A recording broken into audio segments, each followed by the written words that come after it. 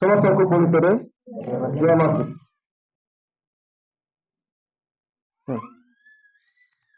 ଯେତେ ହେଲେ ଜଣେ ବାକ୍ୟ ପଢିବାରେ ସାହାଯ୍ୟ କରିବୁ।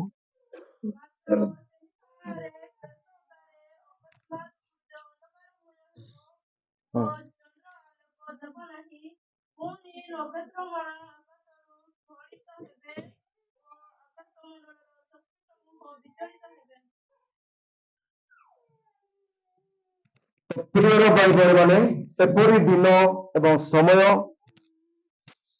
ରହିଛି ବା ଆସୁଛି ନାଇଁ କି? इनका दिन समय ହେଇଯାଉଥିଲେ। ଆମେ ଉପର ହେଡଲାଇନ ରେ ଯଦି ଦେଖିବା କଣ ଲେଖା ଅଛି ବଡ ବଡ ଅକ୍ଷରରେ, ମନୁଷ୍ୟ ପୁତ୍ରଙ୍କର କଣ ଆଗମନ ନା ପୁନରାଗମନ? ପ୍ରଥମ ଆଗମନ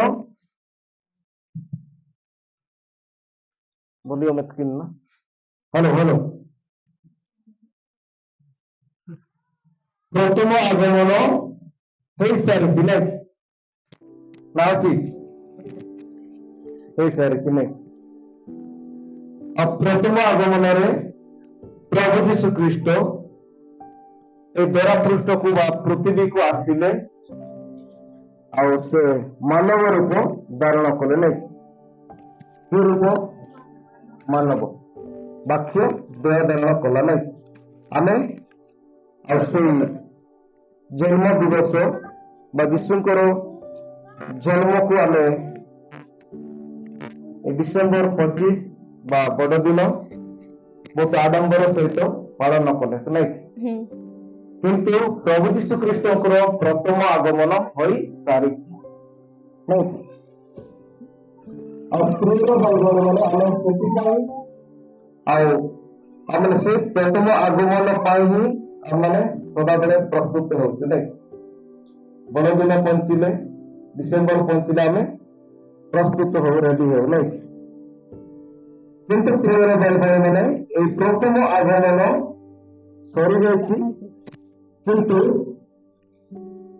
ଆଉ ଏଇ ଭିତରେ ଦୁଇଟା ଆଗମନ ରହିଛି ନା? ଗୋଟେ ଗୁପ୍ତ ଆଗମନ ଆଉ ପ୍ରକାଶରେ, ଯୋଉଟା କି ସମସ୍ତେ ଦେଖିପାରିବେ, ଯୋଉଟା କି ଆଜିର ବାକ୍ୟରେ ଆମେ ଦେଖିବାକୁ ପାଉଛୁ। ତେଣୁକରି ପ୍ରିୟ ଭାଇମାନେ, ପ୍ରଭୁ ଯୀଶୁ ଖ୍ରୀଷ୍ଟଙ୍କର ଆଗମନ ବିଷୟରେ ଲେଖାଯାଏ ଓ ତାଙ୍କୁ ମନୁଷ୍ୟ ପୁତ୍ର ବୋଲି କୁହାଯାଏ। କି ପୁତ୍ର? ମନୁଷ୍ୟ ପୁତ୍ର, ଆଉ ଈଶ୍ୱରଙ୍କର ପୁତ୍ର ନାଇଁ? ତ ସେ 100% ମନୁଷ୍ୟ, 100% ଈଶ୍ୱର, ତେଣୁକରି ମନୁଷ୍ୟ ପୁତ୍ର କୁହାଯାଏ। ତ ପ୍ରିୟ ଭାଇମାନେ, ଆମେ ଏ ବିଷୟରେ ଜାଣିଅଛୁ ଆଉ ଆମେ ଆଜିର ବାକ୍ୟରେ ଦେଖିବାକୁ ପାଉଛୁ। ଆଉ ଥରେ ପଢି ଦିଅନ୍ତୁ ସେଇ ପଦ। ମାତ୍ର ସେହି ସମୟର କ୍ଲେଶ ଉତ୍ତାରେ କ୍ଲେଶ କହିଲେ ଦୁଃଖ ବା କଷ୍ଟ ଆଉ ମହାକ୍ଲେଶ ଯୋଉଟା କୁହାଯାଏ, ସେଇଟା ସରୁ ସରୁନି ଆଉ ଗୋଟେ ଘଟଣା ଘଟିବାକୁ ଯାଉଛି।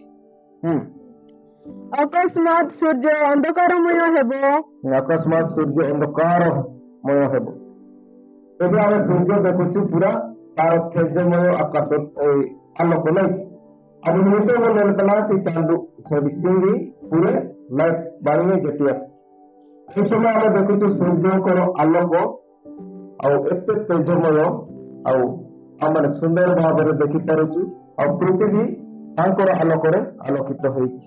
କିନ୍ତୁ ଏପରି ଗୋଟେ ଦିନ ଆସୁଛି, ସମୟ ଆସୁଛି, ମାନେ ହଠାତ୍ କରି କେହି ଜାଣିପାରିବେ ନାହିଁ ଏପରି ଅନ୍ଧକାର ହେବାକୁ ଯାଉଅଛି। ଚନ୍ଦ୍ର ଆଲୋକ ଦେବ ନାହିଁ। ଚନ୍ଦ୍ର ଆଲୋକ ଦେବ ନାହିଁ ନାଇଁ? ପରମେଶ୍ୱର ପୃଥିବୀ ଉପରେ ବା ଆକାଶରେ ମହା ଦୁଇଟି ଜାତି ସୃଷ୍ଟି କଲେ। ମହାଜାତି ସୂର୍ଯ୍ୟ, ତାପରେ ଚନ୍ଦ୍ର ନାଇଁ?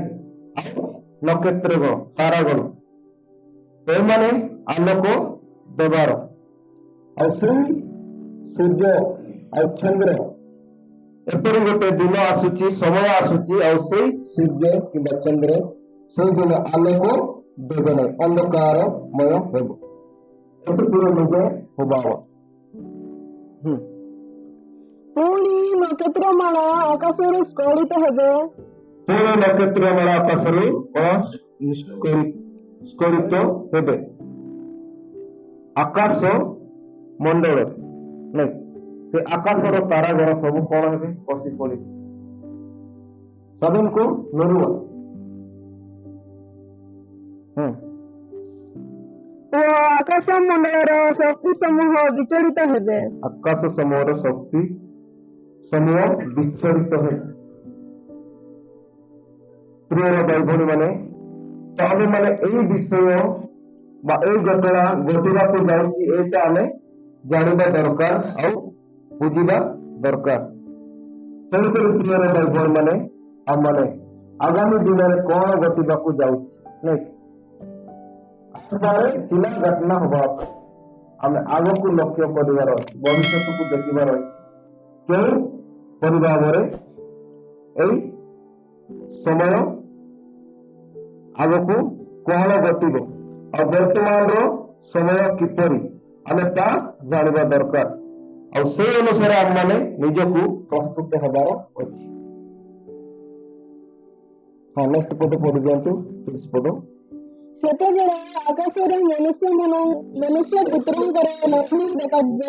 ସେତେବେଳେ ଆକାଶରେ ମନୁଷ୍ୟ ପୁତ୍ରଙ୍କର ଲକ୍ଷ୍ୟ ଦେଖାଯିବ ଆଉ ଏଇ ସବୁ ଘଟଣା ଘଟିଲା ପରେ ସେ ସାଙ୍ଗେ ସାଙ୍ଗେ କଣ ହବ ଆକାଶରେ ଏକ ମନୁଷ୍ୟ ପୁତ୍ରଙ୍କର ଲକ୍ଷଣ ଦେଖାଯିବ ଲକ୍ଷଣ ତାର ଚିହ୍ନ ଗୁଡା ଦେଖାଯିବ କେଣେ କଣ ହେଉଛି ବୋଲି।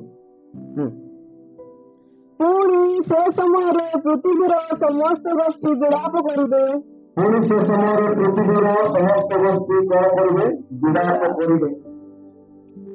ଏସବୁ ଘଟଣା ମାନ ଦେଖି ସେମାନେ କଣ କରିବେ ବିଳାପ କରିବେ। ଏ ସମୟରେ ହିନ୍ଦୀରେ ଲେଖାଯାଇଛି ଛାତି ଟୁକେगा ନା ପିटेगा ହିନ୍ଦୀରେ ପଢିଯାଉ 30 ପଦ।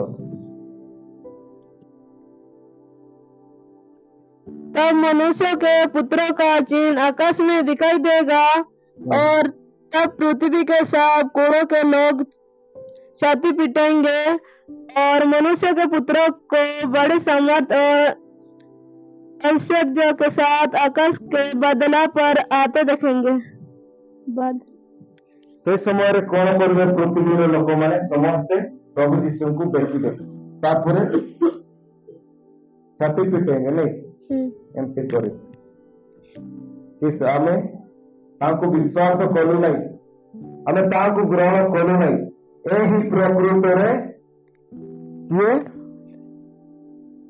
ଏହି ପ୍ରକୃତରେ ସେଇ ଈଶ୍ୱର ଯାହାକୁ ଆମେ ବିରୋଧ କରୁଥିଲୁ ଯାହାକୁ ଆମେ ମାନୁନଥିଲୁ ଯାହାଙ୍କର ଲୋକମାନେ ଆମେ ତାଡ଼ନା କରୁଥିଲୁ ସେଇ ପ୍ରଭୁ ଏହି ସେ ସମୟରେ ସମସ୍ତେ ବିଳାପ କରିବେ ଆଉ ସେଇ ମୁହୂର୍ତ୍ତରେ ବା ସେଇ ସେତେବେଳେ କୌଣସି ସୁଯୋଗ ନଥିବ ନାଇଁ। ଗତକାଲି ଗୋଟେ ଆମେ ଗୀତ ଗାଇଲୁ ଆ ପେରିଆ ବନ୍ଧୁ ନା ବନ୍ଧୁ ନା ସାଥୀ ତ ବର୍ତ୍ତମାନ ପରିବାର ସମୟ ଆଉ ବର୍ତ୍ତମାନ ସଚେତନ ବା ମନ ପରିବର୍ତ୍ତନ କରିବାର ସମୟ ଆଉ ପ୍ରଭୁ ଯୀଶୁ ଖ୍ରୀଷ୍ଟଙ୍କୁ ଯଦି ଆମେ ଉଦ୍ଧାରକର୍ତ୍ତା ତ୍ରାଣକର୍ତ୍ତା ଭାବରେ ଗ୍ରହଣ ନ କରିକି କିଛି ହେଇଯିବ ମାନେ ମୃତ୍ୟୁ ହୋଇଯାଏ ତାହେଲେ ଆଉ ଦ୍ୱିତୀୟ ସୁଯୋଗ ନାହିଁ ଅଛି କି ନାହିଁ। ତେଣୁକରି ପ୍ରିୟର ଭାଇ ଭଉଣୀ ମାନେ ଆମେ ମାନେ ସେ ପ୍ରଭୁ ଯୀଶୁ ଖ୍ରୀଷ୍ଟଙ୍କର ବିଷୟରେ ଆମେ ଜାଣିବାର ଅଛି। ଆମେ ତ ଜାଣିଛୁ ପ୍ରଭୁ ଯୀଶୁ ଖ୍ରୀଷ୍ଟ ଜନ୍ମ ହେଲେ ଏଇ ଧରା ପୃଷ୍ଠରେ ଆଉ ସେ ପ୍ରଥମ ଆଗମନ ତାର ହୋଇ ସାରିଛି କିନ୍ତୁ ଦ୍ୱିତୀୟ ଆଗମନ ବା ଗୁପ୍ତ ଆଗମନ ଏଇ ଦୁଇଟା ବିଷୟ ପାଇଁ ଆମେ ମାନେ ଜାଣିବାର ଅଛି ଆଉ ସେଇ ଅନୁସାରେ ଆମେ ମାନେ ପ୍ରସ୍ତୁତ ହେବାର ଅଛି ହେଲା। କାହିଁକିନା ଏଟା କେତେବେଳେ ହେବ ଆମେ ଜାଣିପାରିବା ନାହିଁ। ଆଉ ସେ ସମୟରେ ଲୋକମାନେ ବିଳାପ କରିବେ ଏବଂ ମନୁଷ୍ୟ ପୁତ୍ରଙ୍କର ମହା ପରାକ୍ରମ, ମନୁଷ୍ୟ ପୁତ୍ର ପ୍ରଭୁ ଯୀଶୁଖ୍ରୀଷ୍ଟ ଆଉ ତାଙ୍କର ବଳର ସହିତ ତାଙ୍କର ଦୂତମାନଙ୍କ ସହିତ ଶକ୍ତିଶାଳୀ ରାଜା ଆଉ ରାଜା ମାନଙ୍କର ରାଜା ଯାହାଙ୍କର ଆଗମନ କରିବାର ଦିନ ବା ସମୟର ବିଷୟ କୁହାଯାଉଛି। ପଢିଦିଅନ୍ତୁ ଓଡ଼ିଆରେ ଯୋଉଟା ପଢିସାରେ। ଏବଂ ମନୁଷ୍ୟ ପୁତ୍ରଙ୍କୁ ମହାପରାକ୍ରମ ଓ ମହାମହିମା ସହ ଆକାଶର ମେଘମାଳାରେ ଆଗମନ କରିବା ଦେଖିବେ। ପ୍ରଭୁଙ୍କର ଗୌରବ ଏବଂ ମହିମା ହଉ। ତ ତାଙ୍କର ଦୂତମାନଙ୍କ ସହିତ ମେଘମାଳାରେ ଆଉ ସେ ଆଗମନ କରିବାର ଦେଖିବେ, ସମସ୍ତେ ଦେଖିବେ। ଆଉ ପ୍ରଭୁ ଯୀଶୁଖ୍ରୀଷ୍ଟଙ୍କର ଆଗମନ, ପ୍ରଥମ ଆଗମନ ସରିଛି ନାଇଁ, ଆଉ ଗୋଟେ ଗୁପ୍ତ ଆଗମନ, ସେଠାରେ କେହି ଦେଖିପାରିବେ ନାହିଁ। କିନ୍ତୁ ଯେତେବେଳେ ଦୂତ ବାହିନୀ ମାନଙ୍କୁ ନେଇକି ଆସିବେ ଆଉ ସେଇ ସମୟରେ ସମସ୍ତେ ଦେଖିପାରିବେ ନାଇଁ। ଏବେ ଯେଉଁମାନେ ପ୍ରଭୁ ଯୀଶୁଖ୍ରୀଷ୍ଟଙ୍କୁ ବିଶ୍ୱାସ କରିଛନ୍ତି ଆଉ ଯେଉଁମାନେ ବିଶ୍ୱାସ କରିନାହାନ୍ତି ଆଉ ସମସ୍ତେ ତାଙ୍କୁ ଦେଖିବେ।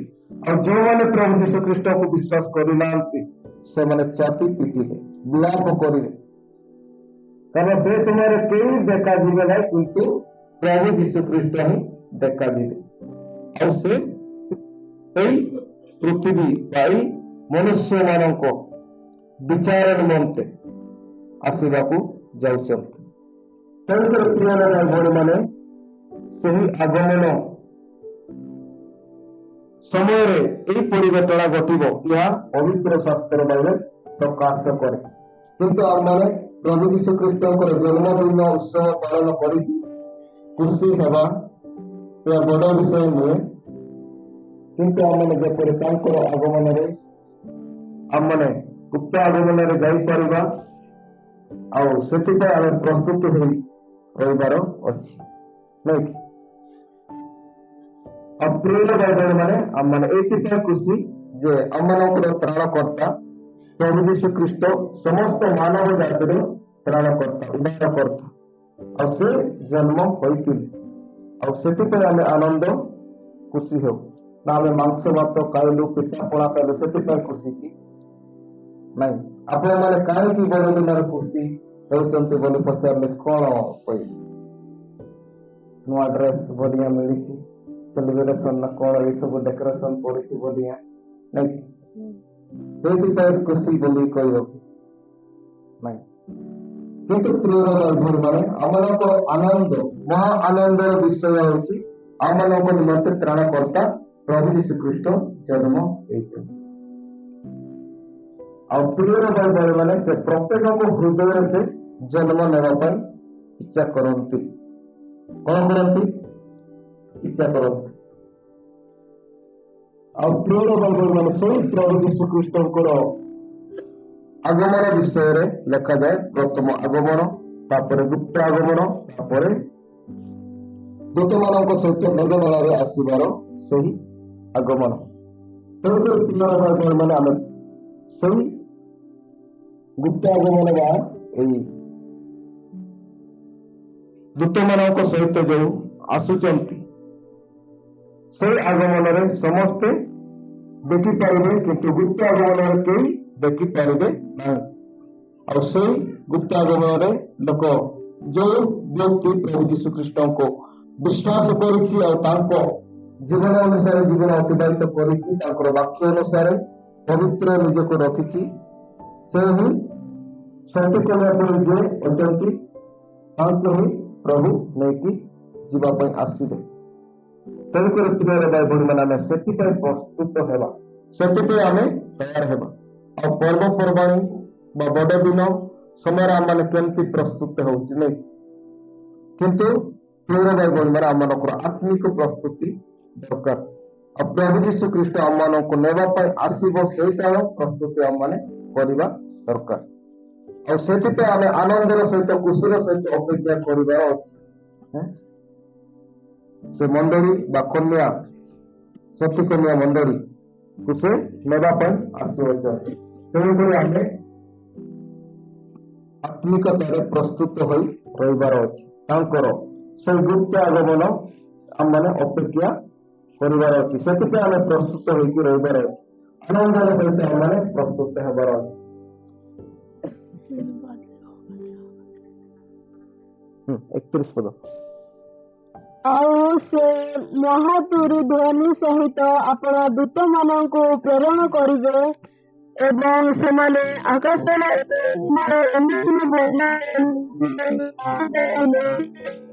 ଏକତ୍ର କରିବେ। ପ୍ରଭୁଙ୍କର ଗୌରବ ଏବଂ ମହିମା ହଉ ଆମେ ଦେଖୁଛୁ 31 ପଦରେ କଣ ଲେଖାଯାଉଛି ଆଉ ଥରେ ପଢି ଦିଅନ୍ତୁ ଆଉ ସେ ମହାତୁରୀ ଧ୍ୱନି ସହିତ अपना दूत मानों को प्रेरण करिवे ଆଉ ସେ ମହାଦୂତ ମହାଧ୍ୱନି ସହିତ ଆପଣା ଦୂତ ମାନଙ୍କୁ କଣ କରିବେ ପ୍ରେରଣ କରିବେ ଆଉ ସେ ଧ୍ୱନି ସହିତ ଆଉ ଦୂତ ମାନେ ନରସିଂହ ବଜାଇବେ ଆଉ ତାର ଆଗମନର ସମୟରେ ଏବଂ ସେମାନେ ଆକାଶର ଏକ ସୀମାରୁ ଅନ୍ୟ ସୀମା ପର୍ଯ୍ୟନ୍ତ ଆକାଶରୁ ଏକ ସୀମା ଅନ୍ୟ ସୀମା ପର୍ଯ୍ୟନ୍ତ ନାହିଁ ଆକାଶର ଏକ ସୀମାରୁ ଅନ୍ୟ ସୀମା ପର୍ଯ୍ୟନ୍ତ ଚତୁର୍ଦିଗରୁ ତାହାଙ୍କର ମନୋନୀତ ଲୋକମାନଙ୍କୁ ଏକତ୍ର କରିବେ ଚତୁର୍ଦିଗରୁ ତାଙ୍କର ମନୋନୀତ ଲୋକ ମାନଙ୍କୁ କଣ କରିବେ ଏକତ୍ର କରିବେ ମନୋନୀତ ଲୋକମାନ ନା ସମସ୍ତଙ୍କୁ ନାଇଁ ସେଇ ମନୋନୀତ ଲୋକମାନେ ପୁଣି ସେମାନେ ଚତୁର୍ଦିଗରୁ ହେଲା ପୂର୍ବ ପଶ୍ଚିମ ଉତ୍ତର ଦକ୍ଷିଣ ସବୁ ଦିଗରୁ ସେମାନଙ୍କୁ କଣ କରିବେ ଏକତ୍ର କରିକି ଆଣିବେ ଏକତ୍ର କରିବେ ପ୍ରିୟର ଭାଇ ଭଉଣୀ ମାନେ ତେଣୁକରି ବାକ୍ୟ ପ୍ରିୟ ଅନେକ ଆଉଟ ଅଳପ ମନୋନୀତ ନାଇଁ ଏସପରି ଏକ କ୍ରିୟା ସେମାନଙ୍କ ସନାତନକୁ कम गए तो प्रियर भाई बहन माने हम माने से मनोनीत दयरे रहिबा दरकार ଆଉ ଏ ସମୟରେ ଆମମାନଙ୍କୁ ବଛା ଯିବ ଆଉ କେଉଁମାନେ ମନୋନୀତ ଦଳରେ ଅଛନ୍ତି ଆଉ ସେମାନଙ୍କୁ ହିଁ ଚତୁର୍ଦିଗରୁ ଦୂତମାନେ କଣ କରିବେ ଏକତ୍ର କରିବେ ତେଣୁକରି ପ୍ରିୟ ଭାଇ ମାନେ प्रभु यीशु ख्रीष्ट पुणी ଥରେ ଆସିବାକୁ ଯାଉଛନ୍ତି ତେଣୁକରି ଆମମାନେ ନିଜ ନିଜକୁ ପ୍ରସ୍ତୁତ ହେବା ଠିକ ଅଛି ଆମେ ଆଉ ଗୋଟେ ବାକ୍ୟ ଦେଖିବା ସେଇ 24 ପର୍ବ ହିଁ ତାର 36 ପଦ ଆମେ ପଢିଦେବା କିନ୍ତୁ ସେହିଦିନ ଦଣ୍ଡ ବିଷୟ କେହି ଜାଣନ୍ତି ନାହିଁ କିନ୍ତୁ ସେହିଦିନ ଦଣ୍ଡ ବିଷୟରେ କେହି ଜାଣନ୍ତି ନାହିଁ ସେହିଦିନ ଦଣ୍ଡ ବିଷୟରେ କେହି ଜାଣନ୍ତି ନାହିଁ ସେହିଦିନ ପରେ ପ୍ରଭୁ ଶ୍ରୀକୃଷ୍ଣଙ୍କର ଆସିବାର ଦିନ ଆଉ ଦଣ୍ଡ ଦିନ କେହି ଜାଣନ୍ତି ନାହିଁ ନାଇଁ ଆମେ ଅନେକ ବିଷୟ ଜାଣିଛୁ ମୁଁ ଏଇଟା ଜାଣିଛି ନାଇଁ କି ମୁଁ ତାଙ୍କୁ ଜାଣେ ଆଙ୍କୁ ଜାଣେ ବୋଲି କହୁଛି ଆଉ ମୁଁ ବି ବହୁତ କିଛି ଜାଣିଛି ବୋଲି କହୁ ନାଇଁ ଆଉ ନିନା ଦାନା ଅନେକ ଦାନା ଏନି ଦାନା ନିନା ଦାନା ସବୁ ଦାନା ମୁଁ ସବୁ ଜାଣିଛି ବୋଲି କହିଥାଏ କିନ୍ତୁ ପ୍ରିୟର ଭାଇ ଭାଇ ମାନେ ପବିତ୍ର ଶାସ୍ତ୍ର କୁହେ କିନ୍ତୁ ସେହି ଦିନ ଓ ଦଣ୍ଡ ବିଷୟରେ କେହି ଜାଣନ୍ତି ନାହିଁ ନାଇଁ ଅନେକ ଜ୍ଞାନୀ ମାନେ ଅଛନ୍ତି ଆଉ ସେମାନେ ସମସ୍ତ ବିଷୟ ଜାଣୁଛନ୍ତି ନାଇଁ କିନ୍ତୁ ଏହି ବିଷୟ ଜଣା ନାହିଁ ତେଣୁକରି ଆମମାନେ ଏହି ବିଷୟ ଆମେ ଦେଖୁଛୁ ଯେ ଏହି ବିଷୟଟା କେହି ଜାଣି ନାହାନ୍ତି ସ୍ୱର୍ଗର ଦୂତମାନେ କିମ୍ବା ପୁତ୍ର ସୁଦ୍ଧା ଜାଣନ୍ତି ନାହିଁ ସ୍ୱର୍ଗର ଦୂତମାନେ କିମ୍ବା ପୁତ୍ର ସୁଦ୍ଧା ଜାଣନ୍ତି ନାହିଁ କେବଳ ମାତ୍ର ପିତା ଜାଣନ୍ତି ନାଇଁ ତ ଏହି ବିଷୟ କେବଳ ପିତା ଜାଣିଅଛନ୍ତି 37 ପଦ ଆଉ ନୋହଙ୍କ ସମୟରେ ଯେ ପ୍ରକାର ଘଟିଥିଲା ନାଇଁ ଏବେ ଆମେ ଦେଖୁଛୁ ନଅଙ୍କର ସମୟରେ ଯେଉଁ ଘଟଣାଟି ଘଟିଥିଲା ତ ସେଇ ସମାନ ଘଟଣା ଆଉ ଥରେ କେବେ ଘଟିବାକୁ ଯାଉଛି?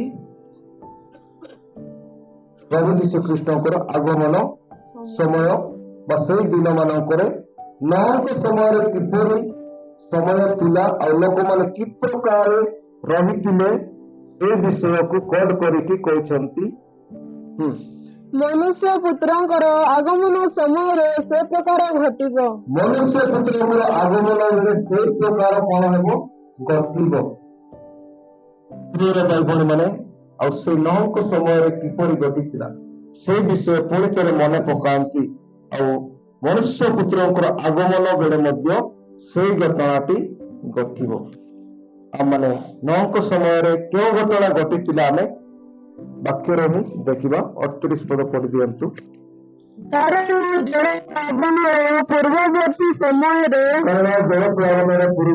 ସମୟରେ ଯେତେବେଳେ ଝଡ଼ ବା ବର୍ଷା ପବନ ନ ହୋଇଥିଲା ସେଇ ସମୟ ତାର ପୂର୍ବର ବିଷୟ।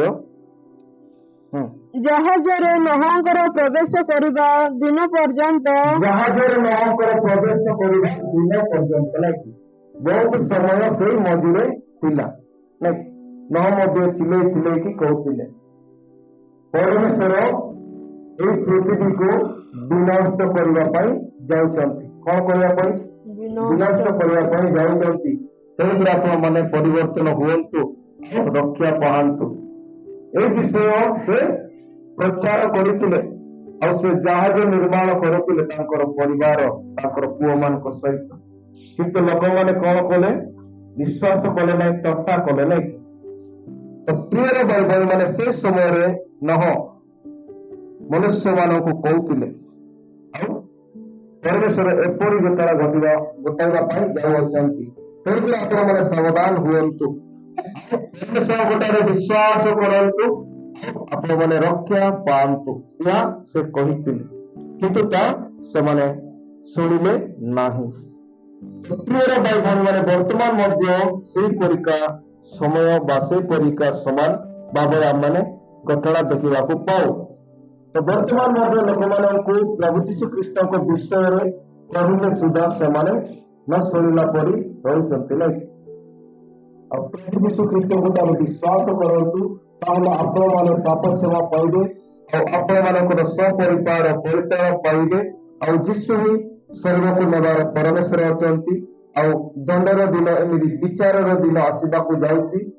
ଏ ବିଷୟ ପ୍ରଚାର କଲେ ଅନେକ ଲୋକ ତା ଶୁଣନ୍ତି ନାହିଁ ଆଉ ତା ଗ୍ରହଣ କରୁନାହାନ୍ତି। ଲୋକେ ଯେପରି ଭୋଜନ ପାନ ଏବଂ ବିବାହ କରିବା ଓ ବିବାହ ଦେବାରେ ପ୍ରବୃତ୍ତ ଥିଲେ। ଆଉ ଏ ସମୟରେ କଣ? ସେଇ ସମୟରେ କଣ କରୁଥିଲେ? ଲୋକେ ଯେପରି ଭୋଜନ ପାନ, ନାଇଁ ଖାଇବା ପିଇବା ଏବଂ ବିବାହ କରିବା ଓ ବିବାହ ଦେବାରେ ପ୍ରବୃତ୍ତି ଥିଲେ। ସେଠାରେ ସେମାନେ ବ୍ୟସ୍ତ ଥିଲେ, ନାଇଁ ଆଉ ତାଙ୍କର ଖାଇବା ପିଇବାରେ ବୋଲେ କେମିତି ଆମେ ଖାଇବାର ପାଇବ, କେମିତି ଆମେ କଣ କଣ ଖାଇବା, କଣ କଣ ଏଇ ସବୁ ଖାଇବା ପିଇବା ବିଷୟରେ ହିଁ ସେମାନେ ବେଶୀ ଚିନ୍ତା କରୁଥିଲେ। ଆଉ ନୂଆଙ୍କ କଥା ଚିନ୍ତା କଲେ ନାହିଁ, ତାଙ୍କର ମାଇଣ୍ଡରେ ସେଟା ରଖିଲେ ନାହିଁ ଆଉ ସେଇ ବିଷୟରେ ଧ୍ୟାନ କଲେ ନାହିଁ। କିନ୍ତୁ ତାଙ୍କର ଖାଇବାର ପିଇବାର, ମୋର ଝିଅକୁ କେମିତି ବିବାହ ଦେବି, ମୋର ପୁଅକୁ କେମିତି ବିବାହ ଦେବି, ଆଉ ମୁଁ କଣ ବେପାର କରିବି, କଣ ବ୍ୟବସାୟ କରିବି, କଣ କେମିତି, ଏଇ ସବୁ ବିଷୟରେ ସେମାନେ ଚିନ୍ତିତ ଆଉ ବ୍ୟସ୍ତ ରହିଲେ।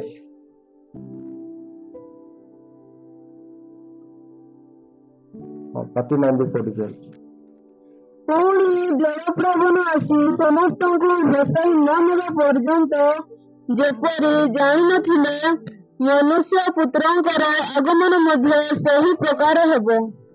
ସେମାନଙ୍କୁ ଯେତେ ପର୍ଯ୍ୟନ୍ତ ଝଡ଼ ପ୍ଲାବନ ହୋଇନଥିଲା ଆଉ ସେମାନଙ୍କୁ ଯେ ପର୍ଯ୍ୟନ୍ତ ବସାଇ ନ ନେଉଥିଲା, ସେଇ ପର୍ଯ୍ୟନ୍ତ ସେମାନେ ସେଇ ପ୍ରକାର ବ୍ୟସ୍ତରେ ରହିଥିଲେ।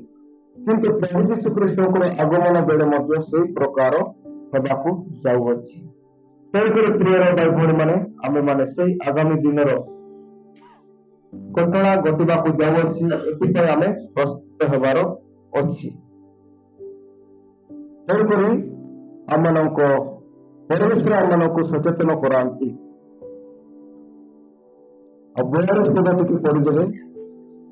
ଅତଏବ ଜାଗ୍ରତ ଥାଅ, ଅତଏବ ଜାଗ୍ରତ ଥାଅ, କାରଣ ତୁମମାନଙ୍କ ପ୍ରଭୁ କେଉଁଦିନ ଆସିବେ କାରଣ ତୁମମାନଙ୍କ ପ୍ରଭୁ କେଉଁ ଦିନ ଆସିବେ। ଏଇଟା ଆମେ ମନେ ରଖିବା ଦରକାର। କଣ ପ୍ରଥମରେ କୁହାଯାଉଛି? ଅତଏବ ଜାଗ୍ରତ ଥାଅ। କଣ ତା ହେଉଛି? ଜାଗ୍ରତ। ଜାଗ୍ରତ ଥାଅ। ନେକ୍ସଟ ଶୁଣିଥିବେ ଆଉ ଓପେ ଠିକ ଅଛି। ଏୟା ଜାଗ୍ରତ ରହିବ, କାରଣ ତୁମମାନଙ୍କ ପ୍ରଭୁ କେଉଁ ଦିନ ଆସିବେ ତାହା ତୁମମାନେ ଜାଣ ନାହିଁ। ଜାଣିଛୁ କି? କିନ୍ତୁ ଆସିବ ଦିନ ଏହା ଆମେ ଜାଣିଛୁ ନାଇଁ, କିନ୍ତୁ କୋଉ ଦିନ ଆସିବ ସେଟା ଆମେ ଜାଣିନୁ ନାଇଁ। ଯୀଶୁ ଖ୍ରୀଷ୍ଟଙ୍କର ମଧ୍ୟ ଏଇ ଧରାପୃଷ୍ଠକୁ ଆସିବାର ଜାଣିଥିଲେ 100 ବର୍ଷ ଧରି, ହଜାର ହଜାର ବର୍ଷ ଧରି। ସେଟା ବାବାଦ ମାନଙ୍କ ଦ୍ଵାରା ପ୍ରକାଶ କରାଯାଏ, କିନ୍ତୁ କେଉଁ ଦିନ ଆସିବେ, କେଉଁ ତାରିଖରେ ଆସିବେ ସେଟା ଲେଖା ହୋଇ ନଥିଲା। ଥିଲା କି ନାଇଁ? ଲେଖା ହୋଇ ନଥିଲା। କିନ୍ତୁ ଆସିବେ ଦିନ ବୋଲି, ଆଉ ଦିନ ଆସିବ ବୋଲି କହିଲେ, ଆଉ କେଉଁ ପ୍ରକାର ତାର ଜନ୍ମ ହେବ, ଆଉ କୋଉଠି ଜନ୍ମ ହେବେ, ଏହା ସବୁ ଲେଖା ହୋଇଥିଲା। କିନ୍ତୁ କେଉଁ ତାରିଖରେ କେଉଁ ମାସରେ ଆସିବ ତା ଲେଖା ହୋଇ ନଥିଲା। ତେଣୁକରି ପ୍ରିୟ ଭାଇ ଭଉଣୀ ମାନେ, ତଦ୍ରୂପ ହିଁ ଆଉ ପ୍ରଭୁ ଯୀଶୁ ଆଉ ଥରେ ଆସିବାକୁ ଯାଉଛନ୍ତି। ଆଉ କେଉଁ ଦିନ ଆସିବ, କେଉଁ ସମୟରେ ଆସିବ ତାହା ଆମମାନେ ଜାଣି ନାହୁଁ। କିନ୍ତୁ ପ୍ରିୟ ଭାଇ ଭଉଣୀ ମାନେ, ପ୍ରଭୁ ଯୀଶୁ ଖ୍ରୀଷ୍ଟ ତେଣୁକରି କହନ୍ତି ଅତଏବ ଜାଗ୍ରତ ଥାଅ। ଜାଗ୍ରତ ଥାଅ ମାନେ ସବୁବେଳେ ତୁମେ ପ୍ରସ୍ତୁତ ଏବଂ ରେଡି ହେଇକି ସତର୍କତା ରୁହ। ହେଲେ ସବୁବେଳେ ଯଦି ଆମେ ରେଡି ହେଇକି ଥିବା, ଆଉ ସଚେତନତା ହୋଇକି ରହିଥିବା, ଆଉ ପ୍ରସ୍ତୁତ ହୋଇକି ରହିଥିବା, ତାହେଲେ ଯେତେବେଳେ ଆସିଲେ ବି ଆମମାନଙ୍କ ପାଇଁ କିଛି ଅସୁବିଧା ହେବ ନାହିଁ। ହେବ କି ନାଇଁ? କାହିଁକି ନା ଆମେ ସଦା ସର୍ବଦା ପ୍ରସ୍ତୁତ ହେବୁ। ଏବେ ବି ପ୍ରସ୍ତୁତ 24 ଘଣ୍ଟା ପ୍ରସ୍ତୁତ ହେଇକି ରହିଥିବେ। ତେଣୁକରି ଆମମାନେ ସେଇ ବିଷୟରେ ଧ୍ୟାନ ଦେବାର ଅଛି। ଆଉ ପ୍ରିୟ ଭାଇ ଭଉଣୀ ମାନେ, ଅଧିକାଂଶ ଆମମାନେ ଏଇ ବିଷୟ ଭୁଲି ଯାଇଥାଉ ନାଇଁ। ଆମେ ପର୍ବ ପାଳନ କଲୁ, ଖୁସି ମନାଇଲୁ, ସରିଲା।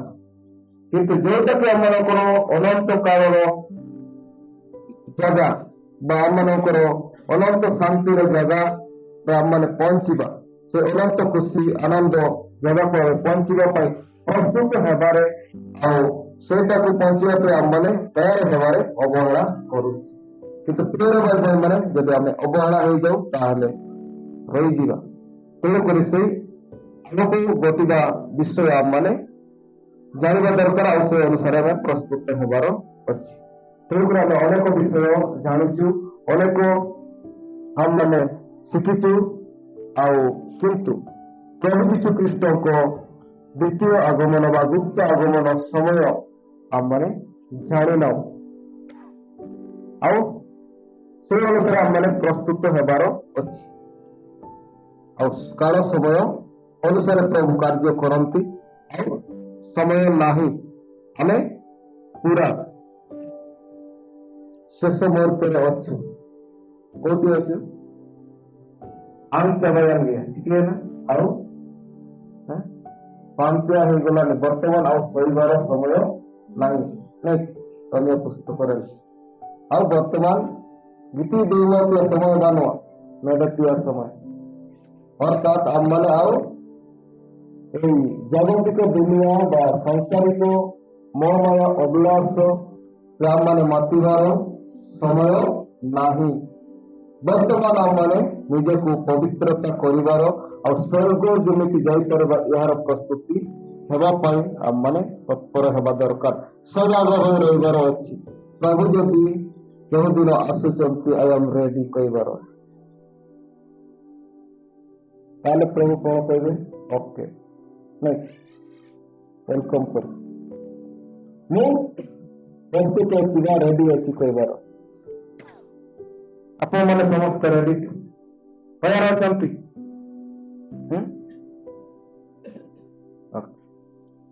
ହେଲା, ଏଇଟା ବର୍ତ୍ତମାନ ଆପଣମାନଙ୍କୁ କହୁଛି, କିନ୍ତୁ କିଛି ସେମିତି ପ୍ରଭାବ ପଡୁନାହିଁ।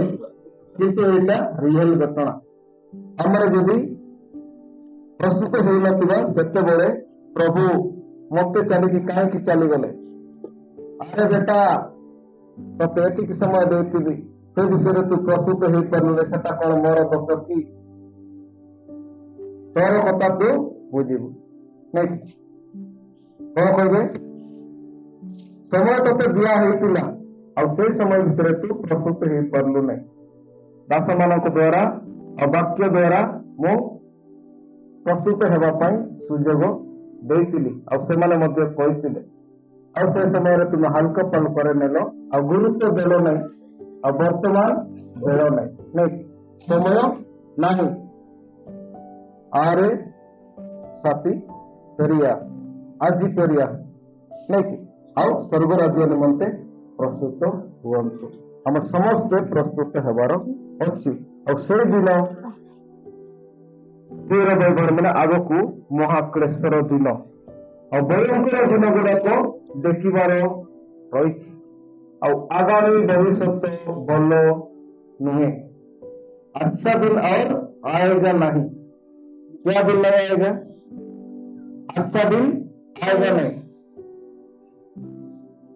तो कच्चा दिन नहीं बाक्य लिखा मंद बढ़ी बढ़ी जाऊची कमिबार ना नेउ नहीं और कमिबो भी नहीं कमिबो कि नहीं तेणुकरी प्रिय भाई भाई मैंने और से प्रकार समय आसुअछि भयंकर दिन समय आसुछि और मनुष्य मनुष्य को चिन्हिब नहीं एपरी पूरा समय आसुछि और ताहा वर्णना करी हेबो नहीं से तरीका दिन आसुछि महाक्लेशर दिन प्रिय भाई भाई मैंने जेपरी आम माने से भितर न रहो न होला आमकर भयंकर अवस्था हेबो ता वर्णना बाहर अछि और सेटा एपरी दिन गुड़ाक रही तो से दिन विषय आम जानवर अच्छी से दंडन दिन से क्लेशर दिन आम जमी न बर्तु आम सेटार सम्मुखीन जमी न हो यदि गुप्त आगमन आम जापारू ना निश्चित भाव सामना करने को पड़ो आते आम मैंने समय हड़ाई आते आम मनकर दुईटा ऑप्शन रही एक तो 663 को ग्रहण कर नचेत यदि ग्रहण कर प्रभु जीशु कृष्ण जीवन देवा प्रस्तुत हेबे ताहले सेवन करने को पड़े जीवन देवा पड़े है जिंता जिंता काटी पकड़ सामना छुआ मान बापा मान एपरी समय दिन आसूची आग को बल दिन ना आउ बल बल स्वप्न देखु ना केमती स्वर्ग को जीवा ए विषय देख समय बहुत कम अच्छी समय भितर आम समय कम थे आम केमी हो जल्दी जल्दी रेडी हो नहीं तेणुक समय बहुत कम अच्छी अदार पूरा लास्ट हो आसलानी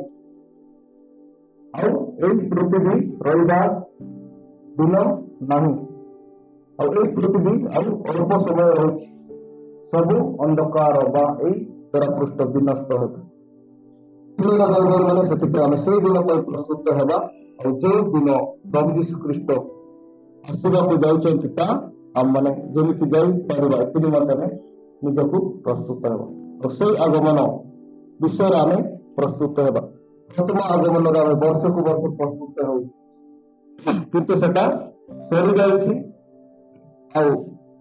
वर्तमान आम आगामी आगमन रही से विषय आम जाना एवं प्रस्तुत होगा आम समस्त को कहवा आम जाना आम न जाने अन्य मान को कही पारिबा नहीं तो प्रिय भाई भाई मैंने निश्चित भाव आपण मैंने ये वाक्य द्वारा आगामी दिन में घटवाक जाऊा घटना बा आगमन विषय आपण मैंने जानिले यह मोर विश्वास तो प्रभु ये वाक्य द्वारा समस्त को आशीर्वाद करते आमीन।